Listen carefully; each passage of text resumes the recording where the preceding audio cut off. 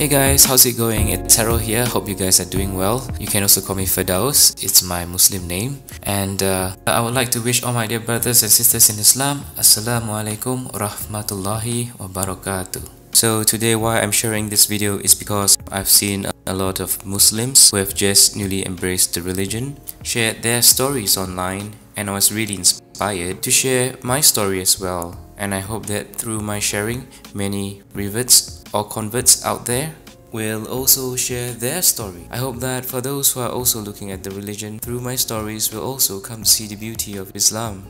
So how I came to embrace Islam. I was baptized when I was a little boy. My parents brought me to church and I've been going to church till I was 20 years old. At that point in time, I felt that that was the path until I went to Australia and I started studying about philosophy, and I started to question a lot of things about life, the meaning of life, why we're here. It basically got me to look deeper into myself and to understand why did I choose to follow Christianity at a point of time. Why did I choose to believe in a God even? And I thought to myself that maybe this is all, a creation of man, that we came up with this idea of needing a supreme being to define things in life, to help us get some sense of security. And I didn't believe in God. I decided to live life based on my terms, and I live my life to the fullest. I just believe in a simple philosophy that as long as I'm kind to others and I'm happy and they're happy, I will then just attract positivity in my life and I can live a happier, fulfilling life. Of course, that did not turn out how I wanted it to be. I was having a lot of fun in Australia, and until one day I got a call from my parents saying that my grandma passed away, and that got me thinking, what if there's really a God? Because as much as I wanted to bring positivity into the world and also to be happy, there are some things in life that you can't control. And that got me thinking, who is in control of death? And I realized that no matter how much I want to control my destiny in life, there's always something that I can't control, and death is one of those things. And I was really sad because my grandma was really special to me, and I was like thinking, why did God take her away from me? Why wasn't I given a chance to say goodbye? I was all the way in Australia and I had to fly all the way back for the funeral. So that got me thinking, that there has to be someone more powerful than death. And that is where I started to think there's a God. I didn't want a religion to tell me at that time who God was. I thought that all religions are just human constructs, like people created religions to feel that they need some form of moral code or security in life. But then the incident with my grandmother got me thinking that there is God, and I became agnostic. Fast forward to the time after I graduated, I came back to Singapore and I was working. As much as I didn't have a religion, money was like a religion for me. I was chasing money, trying to earn every penny, and somehow God brought this lady into my life, and she shared with me a bit about Islam and how beautiful the religion is, and I should give it a chance to find out more. She's quite an attractive girl, so I wanted to get to know her better, and so I thought, okay, why not just give it a shot and learn more about the religion, and maybe I can get her to see from my point of view how the religion is flawed. That was how arrogant I was. So I went to Darul Akam, which is the Muslims Converts Center in Singapore, and I was given a basic introduction to Islam. And during that time, the girl that I was dating, she basically told me to write down any questions that I have and to ask the teacher at the end of the class all my questions, and he would be the best person to advise me. So I wrote it down, I gave it a shot. At that time, the teacher was Ustad Saifur Rahman. He was very logical, he was rational, he gave me really logical reasons. I was expecting something else. I was expecting something like just believe, close your eyes and believe and have faith, something like that. But it wasn't like that. it really made sense to me. But I didn't want to immediately embrace Islam. There's a lot of changes that I had to make, like lifestyle. I had to fast during the month of Ramadan. I have to only eat food that is halal. And I asked myself I should just do more of my research and find out more. So I went for more classes and asked more questions. Before I began my journey to discover more about Islam, I told this girl that I was dating that if this does not turn out well, I hope we still can be friends. But I will let you know as soon as possible. I don't want to keep you waiting for me. And I hope that, you'll understand if I don't think the religion suits me. So she said, yeah, she totally understands. But she said I should give my 100% to go find out more about the religion, to ask all my questions, to come with a humble heart, and to truly want to find out about the meaning of life, truth. And I think, yeah, that is what I've been searching for my whole life. I wanted to know what is the meaning of life, why we're here, the purpose and everything. So then the month of Ramadan came. It's the fasting month for the Muslims. And I thought, okay, since if I ever want to know this lifestyle is going to suit me, I should really give fasting a shot. Maybe if I give up halfway, and then that's it, I won't waste time and I can just tell her we should go our own way, but we can be friends. So I tried to fast, and surprisingly, I did the whole 30 days of fasting. And somewhere nearing the end of Ramadan, I had a dream. This is really actually the turning point. I dreamt that I was walking towards someone who seated in the middle of the living room along a hallway. I was walking towards him, and he was sitting there patiently smiling.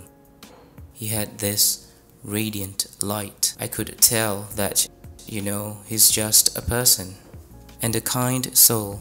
And he was just smiling at me directly, and he said, "Brother, when are you going to be part of the family?"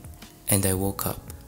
Initially I thought, this been studying too much about the religion, I might be getting my head too far in, that it's probably acting out in my dreams.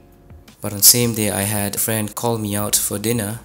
His name is Ibrahim. And that's when I had dinner with him, and he said, "Hey, I heard that you've been going to that Muslim convert center, studying about the religion and understanding about Islam. So when are you planning to be a Muslim, brother?" So I thought this must be a coincidence, Just when I had a dream and my friend asked me out for dinner and he asked me the same question, I was still quite stubborn, thinking that this is just pure coincidence. And I went on with my daily life, but the same dream happened again. And this time I remember the exact day and time.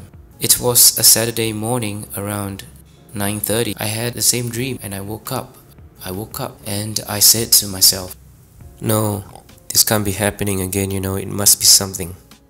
Or someone is telling me something." And I decided at that point of time to test God. I said a prayer before I started to ask for directions in life, So I sat down, I just closed my eyes. I put my hands together like this and said, "Dear God, I know you exist and you're the most powerful. And you can make anything possible. Because I truly and fully believe in your supremacy and power, you can most certainly show me the way in life and the truth. And I seek your infinite wisdom and power to show me the way. Please, with all my heart, I sincerely seek your help in this. Please, let me know if, is Islam truly the religion for me? Or should I just go back to being who I was?" I said, "I'm going to test you. Unfortunately, I'm going to take a Bible and a Qur'an and put it beside me. I'm going to randomly flip those pages 3 times. And the first thing that I see, it has to be crystal clear, a message for me, saying to me, this is the truth, this is the way, this is who you should follow. It has to be that simple." So I'm going to start with the Bible because that's where I started. You know, I was baptized, so I'm going to start with the Bible. So I picked up the Bible and I randomly just flipped the page. It wasn't the first page, it was somewhere in between. And it just did not tell me a very clear picture. I had to decipher and to read everything in between and come to a conclusion and all. I said, okay, you know, this is not what I want. I want something clear, like this is it, you know. So I closed the book and I randomly flipped the next page, like somewhere in between, a few more pages down. It's totally random. And again, I did not see an answer. So I did 3 times. 3 times and I wasn't given an answer. I put the book aside and you know what? It's time to give the Qur'an a chance to tell me. Next thing I did was I randomly closed my eyes and opened the book. And the first thing I saw was this verse from Surah Al-Hajj, verse 54. أعوذ بالله من الشيطان الرجيم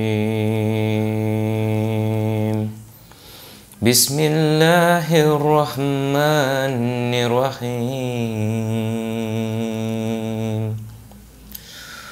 وليعلم الذين أوتوا العلم أنه الحق من ربك فيؤمنوا به فتخبت له قلوبهم وإن الله لهادي الذين آمنوا إلى صراط مستقيم. So basically it says, and so those who were given knowledge may know that it is the truth from your Lord, and therefore believe in it, and their hearts humbly submit to it. And indeed is Allah, the guide of those who have believed to a straight path. I thought maybe it's just still a coincidence, you know. I was kind of like in a state of denial. And so I closed the book and I randomly open up another page of the book, and it's totally from another chapter altogether. My eyes set on the next verse, and it's Surah, which is chapter 41 and verse 53. أعوذ بالله من الشيطان الرجيم بسم الله الرحمن الرحيم سنريهم آياتنا في الآفاق وفي أنفسهم حتى يتبين لهم أنه الحق أولم يخف بربك أنه على كل شيء شهيد. We will show them our signs in the horizons and within themselves until it becomes clear to them that it is the truth. But is it not sufficient concerning your Lord that He is over all things a witness? Just paraphrasing what he's saying is like, have I not shown you the signs in the world? Do you still want to question who is your Lord? It was like the second verse was responding to the first one. It's almost like He was speaking directly to me, like God was speaking directly to me. So I felt a shiver down my spine, and I was kind of afraid and at the same time amazed, you know, from that test. And I then quickly apologized and said I was sorry. I'm sorry for testing you, Lord. But could you please forgive me and accept me as one of your believers? You know, it was like a tremendous feeling of a wave of tears that came straight from inside your heart. Suddenly all that guard is down, and I felt His presence was just there, and it was there all along. And so I said, you know, I can't deny now that I've been shown the truth. I have to take a step forward, you know. So I called Darul Akam and said, how do I become a Muslim? Please tell me. And they said, oh, you have to first register an interest to take the Shahada, and then there's a date planned for you. and there will be an official person to do the registration, and it was a month later, and it was 2nd of November 2014. So that was the day that I took my Shahada, and it was amazing. The feeling was really amazing. It was like all the burden in my heart was suddenly gone. There's complete fulfillment, and suddenly there's an overwhelming feeling and sense of peace. And I just feel that I finally found the truth. I decided to give my girlfriend the good news that I have decided, and so she cried. She said, you know, how many nights I've been praying for you to be, you know, shown the way, to see that Islam is the most beautiful religion. And he answered my prayers. That's what she said. So I felt like this was someone I cannot let go. This is definitely the goal that was meant for me, that God had probably put her in my path to show me the way back home. And it was truly amazing. Yeah, I think we've come to the end of the sharing. I hope you enjoyed my story. Be sure to catch more videos. I'll share with you more about how I learned more about the Quran and more about Islam. I hope that my sharing brought you some hope and feeling of peace. And to all my dear Muslim brothers and sisters, Assalamu alaikum wa rahmatullahi wa barakatuh. Jazakallahu khairan. And to everyone out there, peace be with you. And I hope you have a beautiful, wonderful day ahead. Thank you so much for tuning in, and be sure to subscribe if you like more of my sharing. Take care. Bye.